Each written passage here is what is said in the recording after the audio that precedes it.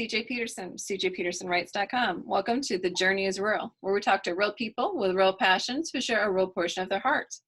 Today, my guest is Katheryn Haueisen. Hi, Kathy. Hi, how are you today, CJ? Good. How are you? I'm doing well, thank you. Doing well. Awesome. Well, today, her passion that she wants to talk about is life after divorce. Can you explain to people why that is actually a passion of yours? Well, because I've been through it, so I have firsthand experience, which is something I never expected to have. Mm-hmm. We were married over 30 years, and I would say the first 30 were really good. The last few were a little rocky, and then we weren't married anymore. And pain that came with that, the shock and the pain, was just something I had never anticipated. I've known people who were divorced. I tried to be there for people who'd been going through a divorce, but uh, accompanying others and experiencing it yourself are two very different worlds. Okay. Well, in generic, somewhat generic terms, because I know you want to make sure that reputations are kept intact. Can you explain what your journey looked like and what it was like for you? We were both approaching middle age. We were classic empty nesters. We had relocated after our children had moved out. We moved to a community where when we first got there, we were the only two people that we knew. And so we had to start over again. We hit what I would call a perfect midlife storm. Job pressures got to us, absentee family, very busy chapter of life where it was hard to find time to gather with the clan, even if we could, because geography became a factor. And we didn't have as much energy as we did when we were younger. So my thinking at the beginning of what I would call the end was, well, we're going to get through this kind of revolving busy door stage of life, and then we're going to retire, and then we're going to have all kinds of time to do what we wanted to.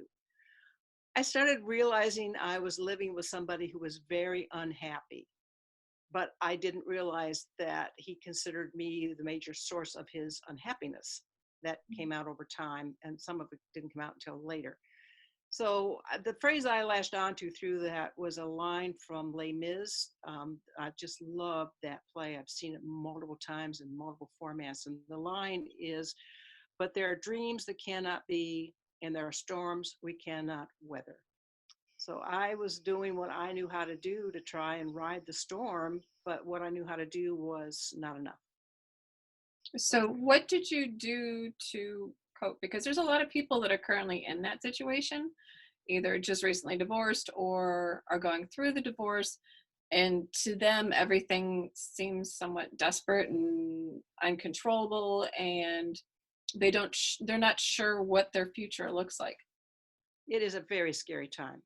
I was terrified part of the time. I really was. And it's not that I didn't have any experience. I'd lived by myself before we were married for a few years. I often had to run the household on my own when he would be away traveling. So it's not like I didn't know how to manage myself and daily affairs.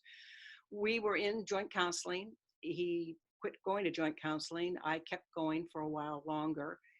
And so that would be one thing I would say is if you have access to a counselor, I really highly recommend you take advantage of that opportunity. And if you can't afford a paid professional counselor, if you have any kind of relationship with a faith community, there's probably somebody on the staff who can at least provide some pastoral care.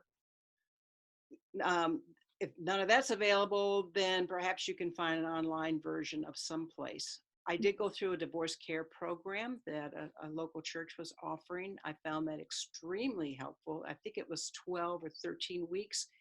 It was the sort of thing where come when you're ready, stay until you've gone through the whole cycle, and then repeat it again if you need to. I started at about week 4 or 5, and then I stayed through till I finished the entire thing. The really big helpful thing to me about that was that you realize there are other people who are on far worse situations than you are. So you begin to slow down the pity party. But then you also meet people who are light years ahead of where I was in adjusting to the new reality. And that was a source of hope. It's like, okay, they've been where I am. They have gotten through this, and now they're in a better place. So, don't give up too soon. Right. The way things are today is not the way things are going to be. Right. And it's not a matter of learning to live by yourself. It's kind of more a matter of learning to live with yourself Exactly. because you need Yeah. to rediscover yourself. Like you were married 30 years. That's a very long time to be the other half of somebody. And then all of Yeah. a sudden they're missing. So you almost feel like half of you is missing. Yes. You It's need, very much like losing a limb. Mhm. Very much. So you need Yeah. to figure out who you are in what your new normal is. And I didn't know how to describe myself. You know, you get all these forms and you have to check off whether you're married, single, divorced, or whatever.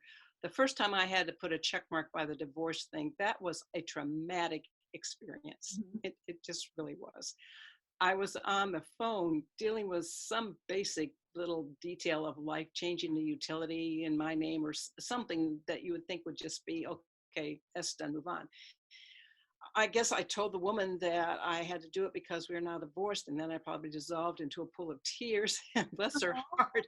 I hope her employer wasn't listening to her conversation. She spent about 20 minutes on the phone with me, offering what I would call pastoral care, which was definitely not in her job description. So I think one of the big takeaways is you have to trust the universe. There are still really good, decent people out there. Mhm. There are people who will understand and who will care, but you won't know about them if you stayed hiding in your house like a little cocoon. Um, Mhm. Withdrawing and shutting down is a normal part of the grief process. So I wouldn't say never, but I would say put a date on the calendar. And by that date, it's time to get up off the couch and go outside and do something. Have the courage to cross the threshold as a single person. Like You will not die find from that. find a new hobby, find something that you love, whether it's photography, drawing, writing, Right. painting, music, whatever it is. Just find some type of a Something. creative outlet that you can just immerse yourself into. And meet new people. I Mhm. found a whole world of people who travel single. So you don't have to go on a trip alone. You will go not married to somebody, but like my local bank, I was amazed to find out did little 1 day bus trips to places of interest. Oh, And that's so cool. I knew another person who was single and said, "Hey, do you want to do this?" And actually, it was an overnight. We went out to Fredericksburg around Christmas time, and Fredericksburg goes all out for Christmas. I'm like, well, this is really kind of fun. Hmm. There's all kinds of opportunities for people to go do exciting things without having to be afraid of doing it by themselves. Hmm. Exactly. And like I said, I don't necessarily know what the statistics are. You may know, and this just statistics of divorces. Well, it's still running about 50%. About half Yeah. the marriages end in divorce. So Yeah. obviously it's pretty high. So Yes. there's going to Mhm. be people, male and female, that are in your position Yes. who are around you. You just have to connect and try to find somewhere to connect, and And I don't would lose also yourself say either. you've got to let go of the anger. It is normal and natural to be very angry for a while. Just kind of armchair psychology, I think in any divorce situation, there tends to be the one who goes away thinking, free, God Almighty, I'm free at last. And the other one who feels like they just got run over by a Mack truck. So if you're the one who feels like you got run over by the Mack truck, you've got to let go of the anger. And that takes a while. You're not going to just wake up one day and say, okay, I'm not angry anymore. And it'll come in spurts, but it'll get better. It'll get less intense over time because the anger is really hurting you more than the other person. Somebody describes anger, staying angry at somebody, like slowly ingesting rat poison and waiting for the other person to get sick. Hmm. It's not going to happen. Well, and the stress of a divorce wreaks havoc on the body. It does. You'll get a physiological reaction to it. Yes. So you've got That, to really focus on the self-care. Get some exercise, mhm. eat decent food. Okay, binge out on ice cream, watching Netflix maybe one night a week. That's it. And then go walk it off. One of the things I did to cope, because I'm an extrovert, and eating meals alone was just depressing. And I would watch dinner while watching something on TV, so that helped a little bit. But I got out back in the days, let's tell you how old I am, I got out my Rolodex and I would just flip through.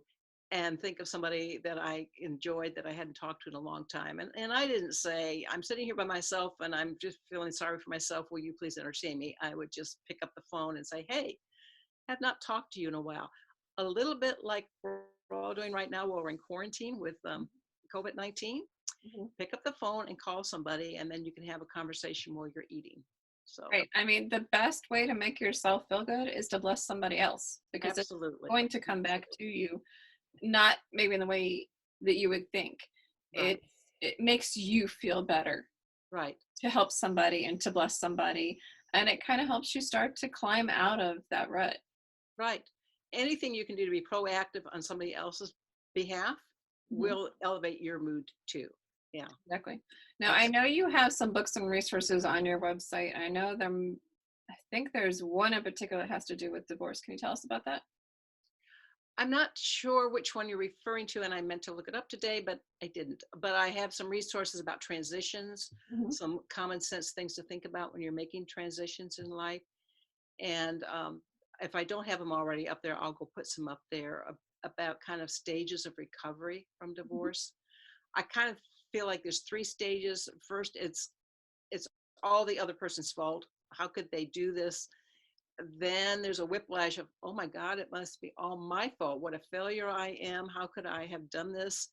And then eventually it evens out to, we both made contributions to this, and we probably both did some things that weren't helpful, and we probably both neglected to do some things that would have been helpful. Right. It's kind of a modified stages of grief Yes, yes, yes, yeah. because that is exactly what it is. I mean, It is grief. It's very you much grief. lost somebody Yeah. that's been in your life in a I very actually had to go to a funeral. I didn't have to, but I chose to go to the funeral of a colleague of mine.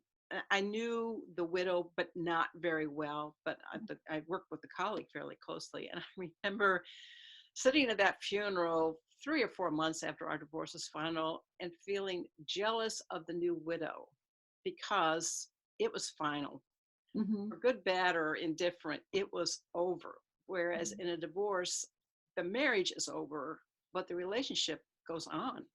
You have to decide. We were fortunate in that our kids were raised, so we didn't have any issues around custody. And there was no discussion about the dog. He was clear that the dog was staying with me. He was not interested in taking the dog. But um, the relationship continues. I mean, his family was my family for over 30 years, and my family was his family, and we have children in common and grandchildren in common. So there's still things to be negotiated, which is back to why you've just got to figure out how to let go of the anger, Mhm. and not beat yourself up that you're still feeling angry, because that's a normal human reaction. But it's almost like building up an immunity, Mhm. so the first time that you're together for whatever reason afterwards will probably feel extremely awkward.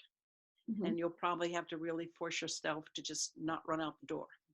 Well, and it's also not a contest to see who can date first either. No, I mean, if you get a divorce and you're dating somebody a week later, that's a rebound. That's not a healthy relationship.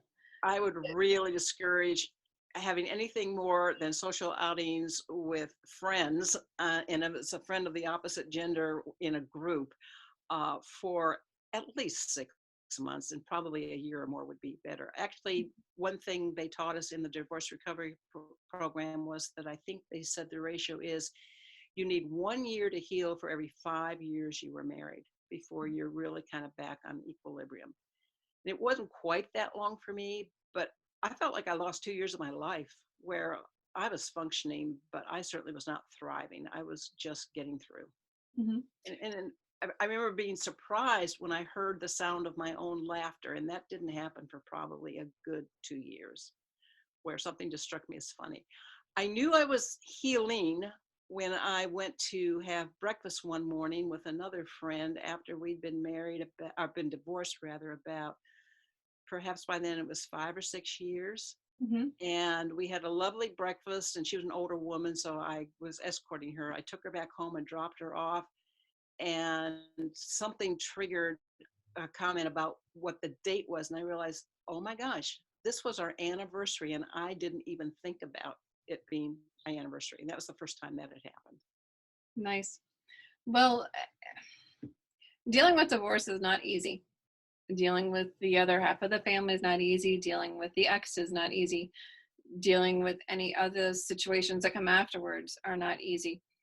Um, you took us through the point of, where you were the divorce, but where are you now? What does that journey look like now? Right now, it's like a bad dream. I mean, I know that we were married and then we weren't married, and then it was really awkward. But I think it was 2 years ago, maybe, my married daughter here in Houston said, "Okay, Mom, we're inviting you and my current husband, whose name is Tom, we're inviting you over for Thanksgiving." I said, "Great. And we're going to invite Dad." I said, "Okay, it's your house, your rules. We are coming." And, she's made the same statement to her father, and he showed up. And so here I found myself sitting, CJ, along a long table with benches on two sides and then chairs on either end. My daughter and her husband had the chairs at either end of the table. I was sitting on one of the benches between my first husband and my current husband, who had met each other, but they On didn't either know each side other. of you? Yes. And across from me were our three young adult grandchildren.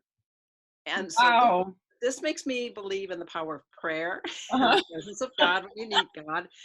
It actually flowed pretty well. The Good. conversation was kind of like a ping pong game where we would reminisce about things that my first husband and I had done with our family.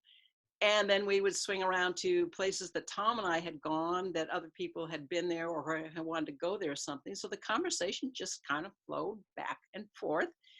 And then my son-in-law's parents, who had spent the afternoon with his sister and family, stopped by just to say hi. And they walked in the room like this was perfectly normal. And it actually was. It's the new normal. So we've all been thrown together on a few occasions, mostly around one of the grandkids' graduations or some special event in their lives. And it's weird, but it's not, if that makes any sense. It's like we have become adjusted to this. It's your So new normal. I mean, you have to have some sort of a healthy relationship if you can with yes, yes. the ex. If you can't, because there are some situations where you just really cannot. And I that's would say okay. yes. Our relationship was not toxic. Hmm. It was stressed to the max. It was stressed to the point where it broke.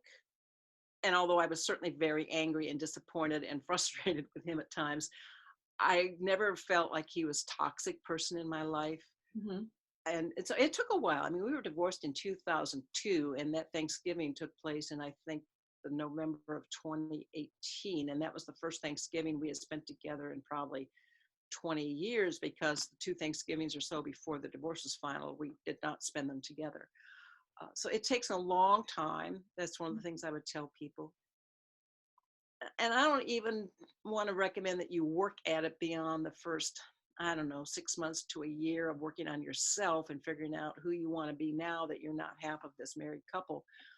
But I would really rather advocate take good care of yourself, nurture your current relationships, and be open to having a different kind of relationship, Hmm. but still a relationship with this person. But don't try and force it. Don't keep massaging it. Just leave it be, because they need to move on too. And like Whether I said, part of that depends on the status of the relationship at the time. Because if it is toxic, you need to do what's healthy for you. if it's a toxic relationship, I think there's three deal breakers in marriage. Hmm. Addiction, that the person is not willing to get help. I think if somebody's dealing with addiction and you can stay there and be with them and help them through that, great. But if they're in a serious addiction issue and they're not willing to even see that they have an addiction or that it's causing a problem, there's nothing you can do about that. Hmm. Adultery does not have to be a deal breaker. There is such a thing as forgiveness and repentance. But if it's somebody who's a serial adulterer, you don't deserve that in your life. Hmm. And the other thing would be abuse. Absolutely, you should not stick around and put up with abuse, physical or mental and emotional. Hmm. You don't deserve that. Right.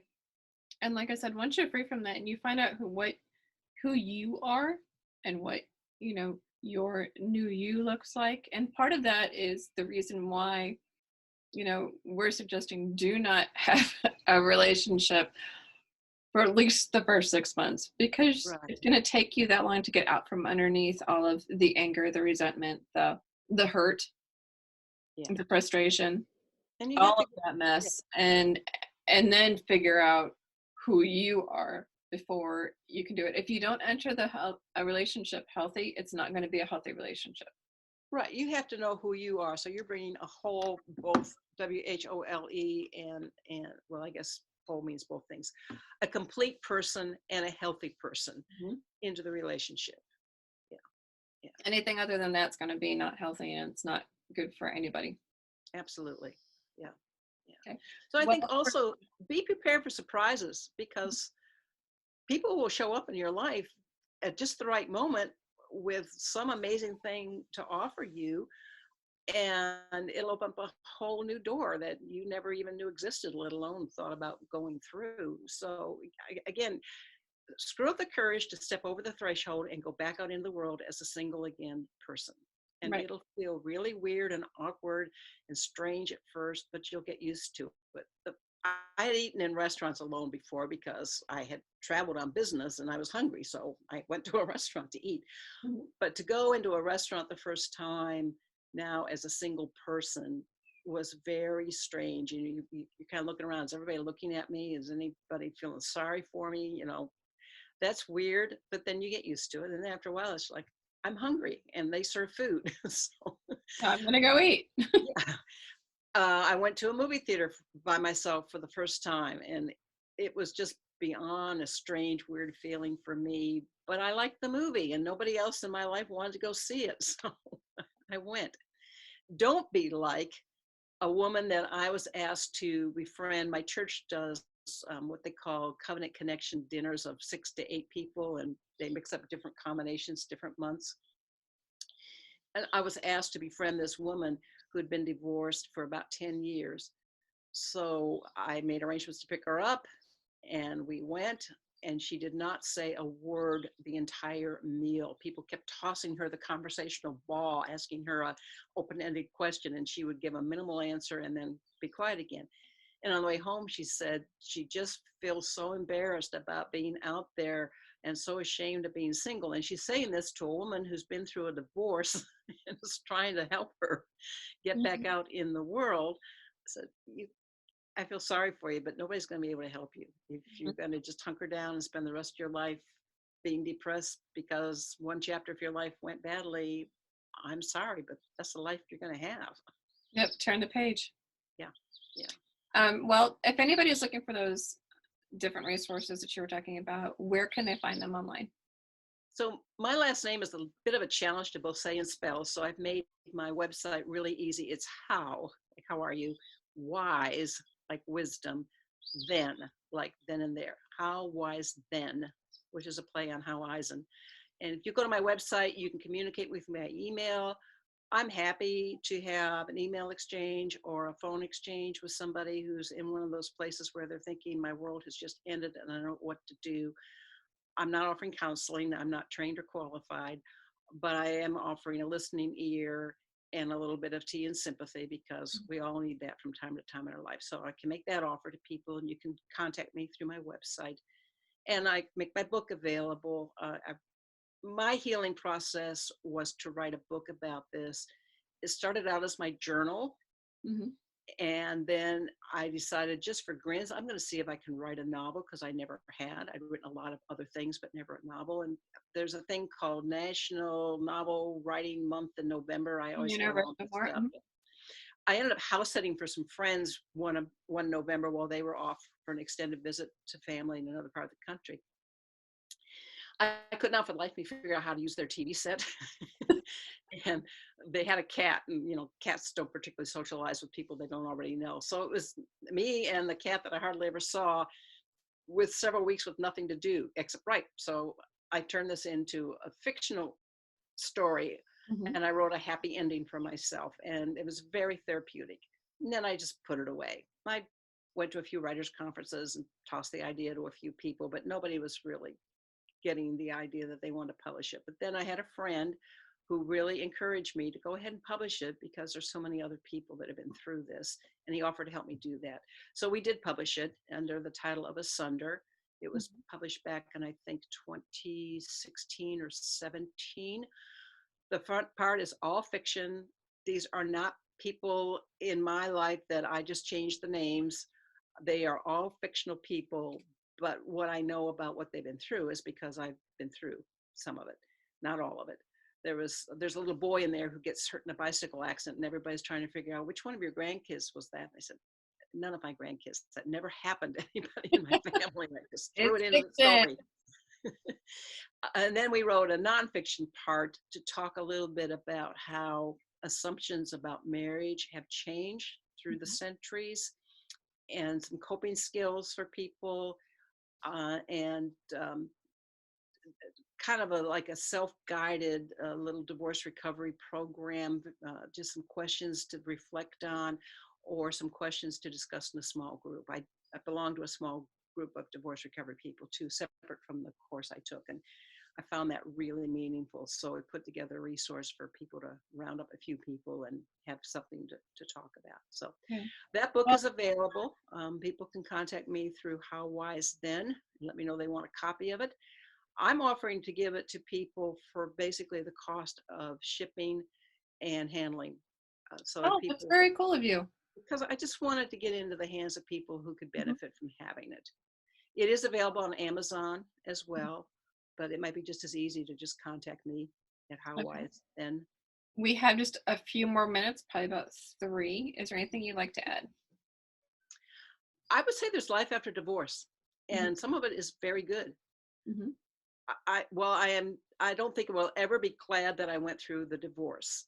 I have done things that I have enjoyed very much that I probably would not have done had he and I stayed together.